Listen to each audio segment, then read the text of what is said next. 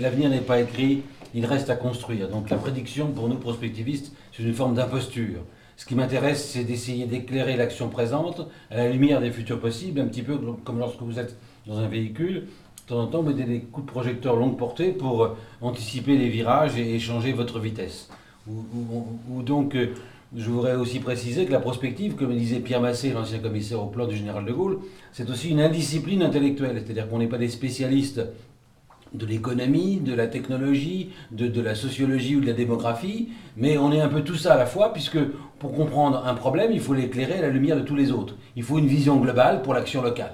Donc ça, cette indiscipline, elle surprend quelquefois parce qu'il y a un côté touche-à-tout. Pour ma part, j'ai travaillé aussi bien depuis 40 ans sur des questions de technologie, d'échanges internationaux, d'éducation, de formation, de famille, quand vous tirez le fil. Et puis ensuite, vous vous intéressez aussi à l'innovation, la créativité, à l'entrepreneuriat. Donc il y a un côté qui peut sembler touche-à-tout, mais en fait, tous ces problèmes sont liés les uns avec les autres. Et lorsque je fais des conférences, les gens me disent, mais finalement, tout ce que vous nous dites, on le savait déjà, vous n'avez simplement fait que recoller les morceaux du puzzle pour lui donner un sens. Donc la prospective, c'est vraiment orienté vers l'action et non pas, mais en donnant un sens futur à l'action présente. Et si on s'intéresse maintenant à la situation de crise dans laquelle on est, eh bien, je vais vous apporter quelques bonnes nouvelles et des mauvaises. La mauvaise nouvelle, c'est que la crise est grave et qu'on ne changera pas la société et la France notamment d'en haut. Les bonnes nouvelles, c'est que quand on rêve de quelque chose, ça existe déjà quelque part. La crise financière internationale est ce que vous savez, il y a des dérégulations, etc. Mais il y a aussi des endroits où malgré cela, le taux de chômage, comme en Autriche, est de 4%. Il est de 5% aux Pays-Bas, et même en France, dans le pays de Vitré ou en Mayenne, il est de 5% ou de 6%.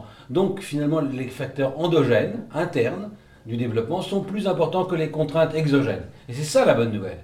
Pour résumer, on pourrait dire que le mal est en nous et les solutions aussi.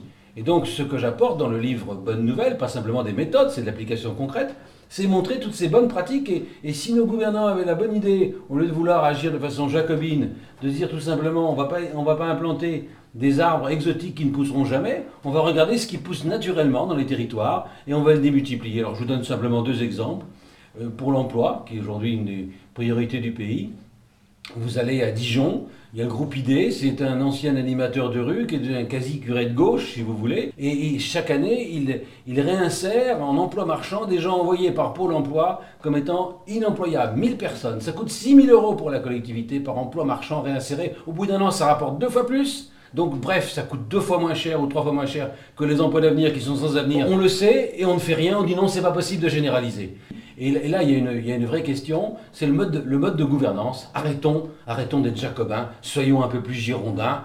Je crois qu'il faut avoir une réflexion un petit peu différente des choses et se rendre compte que les gens sont d'autant plus heureux qu'ils ont un environnement où il y a de la sécurité des biens et des personnes, il y a de l'harmonie des relations sociales. Et même avec un SMIC, c'est pas facile d'y vivre avec un SMIC, mais on survit, on vit même relativement bien. J'en connais des familles, dès que vous êtes dans la région centre, dans le Loir-et-Cher, etc. Donc il ne faut pas comparer les situations les unes aux autres, il faut regarder la réalité du terrain et faire confiance aux acteurs. Malheureusement, ce n'est pas ce qu'on fait aujourd'hui.